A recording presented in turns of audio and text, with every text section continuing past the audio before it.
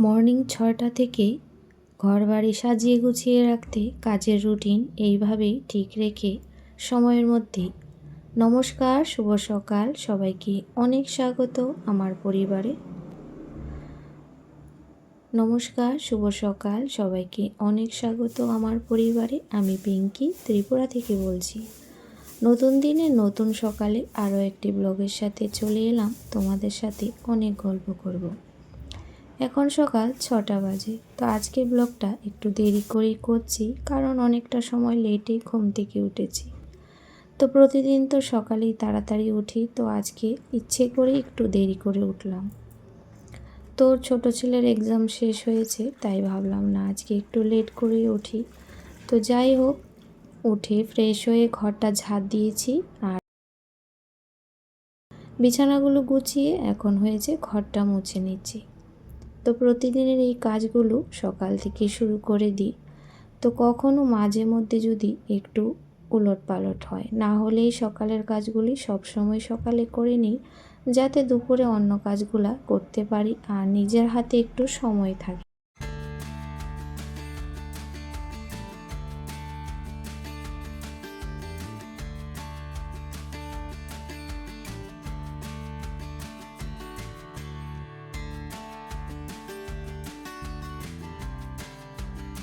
ঘরদোরগুলা পরিষ্কার পরিচ্ছন্ন করতে বেশ সময় লাগে। তো রুম তো 4-5টাই আছে, আর বিশেষ করে সকালবেলাটা ঘর ঝাড় দেওয়া, উপর নিচ ছাদ সবগুলো দিতে গেলে প্রায় আধা ঘন্টার উপরেও লেগে যায়। তো প্রতিদিন ছাদটা ঝাড় দিই না, ওই মাঝে মধ্যে দিই, সপ্তাহে 1-2 দিন। তো যাই হোক, ঘর মুছে স্নান করে ঠাকুর সেবাটা দিয়েছি।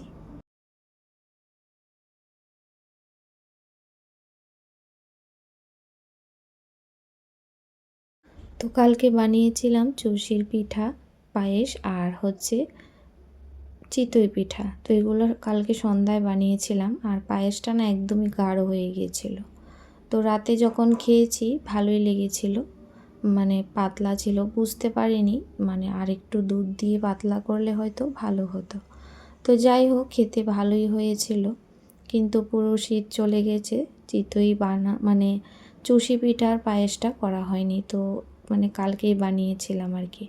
তো এটা বানাতে তো বেশ সময় লাগে, আর সেরকম সময় আর অলসতা আর সব কিছু মিলিয়ে আর হয়নি। তো যাই হোক, একদিন খাওয়ার ছিল তাই খেয়ে নিলাম।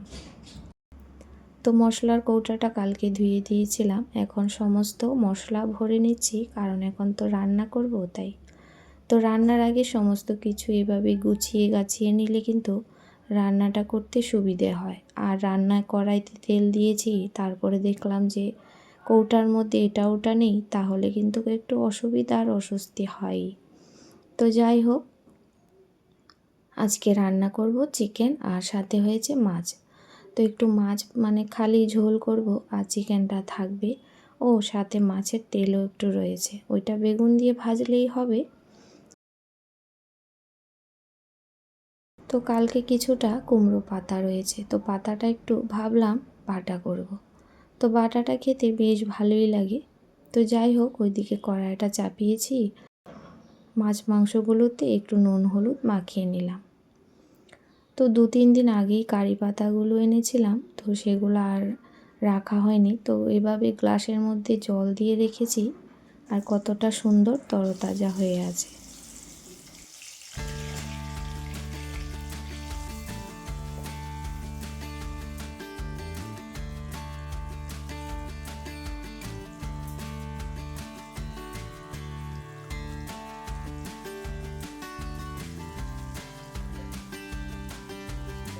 তো এদিকে মাংসের মশলাটা করব, একটু পেঁয়াজ রসুন আর গোলমরিচ, তারপরে লং, একটু মৌরি, গরম মশলা দিয়েছি। তো এটা পেস্ট করে নিয়েছি। আদা কাঁচা লঙ্কাটা কড়াই আছে ফ্রিজের মধ্যে আগে থেকেই। তো যাই হোক, এখন পাতাগুলোকে এভাবে ধুয়ে একটা কৌটার মধ্যে রেখে দিয়েছি। কৌটা মানে ওই সাবানের বাটি। আমরা তো বাঙালি, কোনো কিছুই কিন্তু আমরা সহজে ফেলি না, মানে সব কিছুই একটু কিছু না কিছু ব্যবহার করার পর মনে হয় আরেকটু ব্যবহার করা যায়, তারপরেই কিন্তু আমরা ফেলি। তো যাই হোক, তার থেকে আমিও কিন্তু কম নই, মোটামুটি সমস্ত কিছুই ভালো দেখলে ব্যবহার করতেই থাকি। তো এদিকে একটু কালো জিরে আর সামান্য একটু মশলা দিয়ে ওই মানে কাঁচা লঙ্কা, তারপর ধনেপাতা ছিল না, একটু গুঁড়ো মশলা বলতে একটু জিরে দিয়েছি, ওটাই। তো এভাবে কিন্তু পাতলা মাছের ঝোল খেতে কালো জিরে দিয়ে বেশ ভালো লাগে। তো ওইদিকে মাছের তেলটাও বসিয়ে দিয়েছি, তারপর চিকেনটা করব।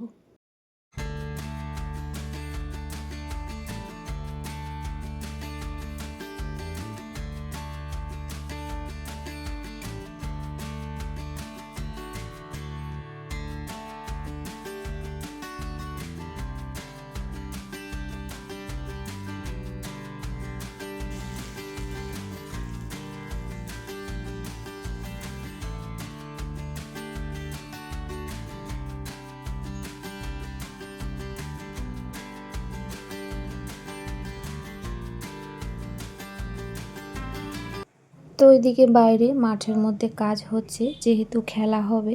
তো যাই হোক, ওই দিকটাও দেখালাম একটু তোমাদের। আর হচ্ছে এদিকে চিকেনটা হয়েছে, একটু মানে কাঁচা লঙ্কাটা আজকে বেশি দিয়েছি। তো তারপর এদিকে যে কুমড়ো পাতাটা ছিল সেটাকেও কিন্তু একটু ভেজে নেব। ওই এখানে দিয়েছি রসুনটা আর 3টে লাল লঙ্কা ভেজে রেখেছি। তো এভাবে করলে যে কোনো পাতাই, মানে লাউ পাতা বা খারকোল পাতা, ভীষণই টেস্টি হয় এভাবে করলে। মানে বাটাবুটি দিয়ে কিন্তু ভাত খাওয়া হয়ে যায়, অত মাছ মাংস এসবের কোনো প্রয়োজন হয় না গরম ভাত হলে পরে। তো যাই হোক, আর শিল বাটাটাকেও ছাদে নিয়ে মানে বালি দিয়ে এটাকে ভালো করে ঘষে ঘষে ধার করে নিয়ে আসছি, সেই জন্য তাড়াতাড়ি হয়েছে, একদমই ধার ছিল না।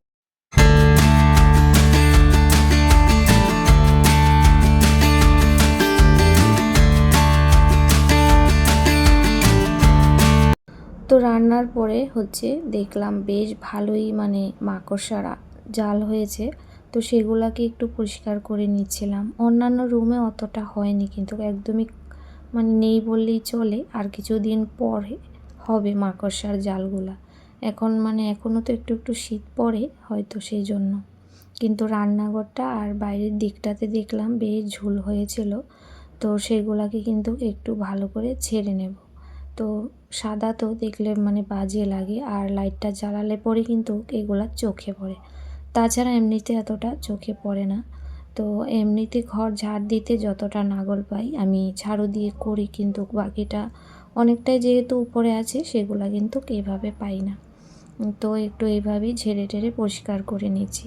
তো মাঝে মাঝে এইভাবেই করে নিই যাতে ঘর বাড়িগুলো পরিষ্কার পরিচ্ছন্ন থাকে।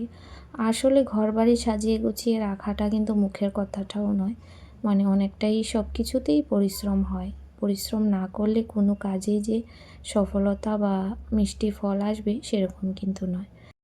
ঝাড়ঝুড় করার পরে এই নোংরাগুলো কিন্তু বের হয়েছে। তো এখন রান্নাঘরটাকেও তো ভালো করে মুছতে হবে। তো সকালে মোছা হয়, তারপর রান্নার পরে আবার রান্নার ঘরটা, তারপরে এই দরজাটা কিন্তু সমস্তটাই আবার মোছামুছি করে নিই। তো ওইদিকে রান্না করে রান্নাঘরের কাজ তো শেষ। তারপর ভাবলাম যে শীতের জামা কাপড় কিছু আছে সেগুলাকে কিছু ঢুকিয়ে রাখি। আর এভাবে আলমারিটা অনেক মানে এরকম হয়ে আছে, মানে কোনো কিছু মানে ভালো লাগছিল না, বাজে লাগছিল। তো ভাবলাম যে কিছু গুছিয়ে রাখি, আর যেগুলো লাগবে না শীতের কাপড় চোপড় উঠিয়ে দিই, তাহলে অনেকটাই জায়গা হয়ে যাবে আর দেখতেও ভালো লাগবে। আর প্রচুর গরম লাগছিল, কাজ করে এসে পাখাটা চালিয়ে দিলাম। তো যাই হোক, এই যে সমস্ত কিছু মানে যেগুলা মানে সমস্ত কিছু তো ধুয়েই রাখা আছে, তো তুলে নেব আর কি। তো হালকা একটা দুটো স্টুল রাখবো, চাদর না হলে আবার সকালবেলাটা একটু ঠান্ডা পড়ে তাই।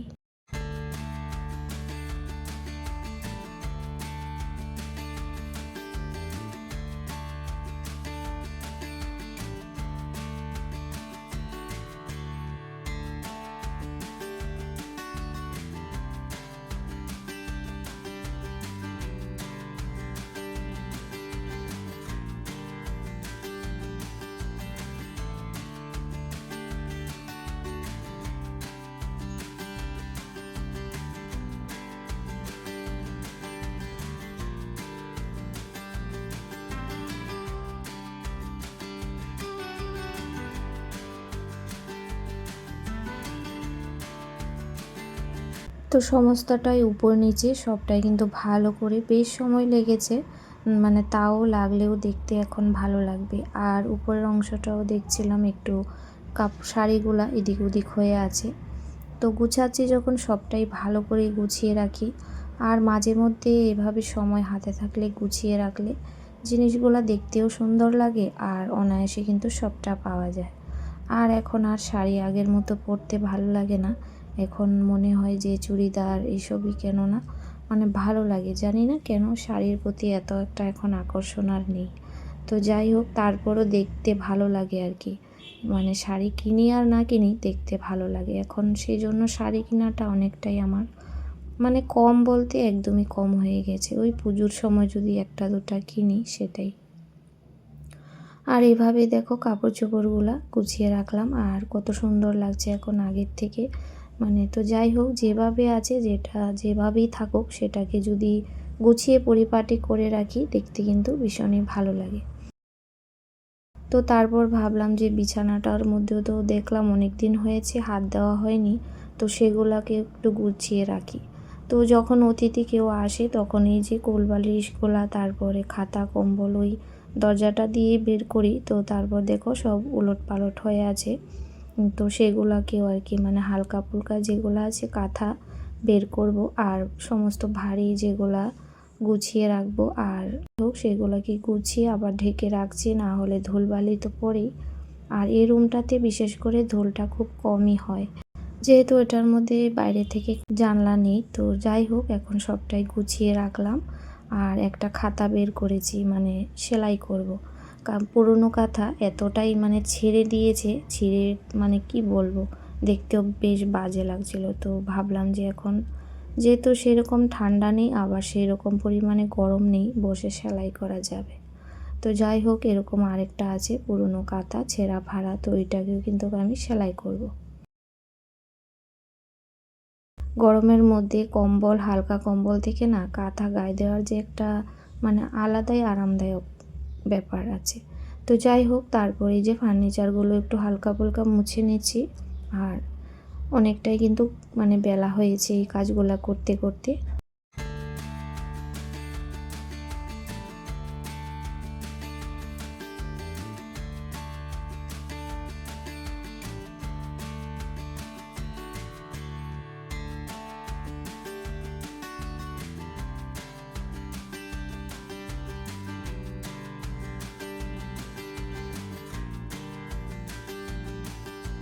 তো দুপুরের খাওয়া দাওয়াটা সেরে তারপর কাঁথাটা নিয়ে বসেছি। আর কাঁথা আমি সবসময়ই মানে একটু শক্ত কাপড় বা নতুন নতুন থাকে সেই রকম অবস্থাতেই শাড়ি দিয়ে সেলাই করার চেষ্টা করি। না হলে একদম পুরনো কাপড় দিয়ে করলে কাপড়টা তো নরম থাকে, সেই আবার মানে তাড়াতাড়ি ছিঁড়ে যায়। তো যাই হোক, আজকের ভিডিওটি এখানে শেষ করছি। সবাই ভালো থেকো, সুস্থ থেকো।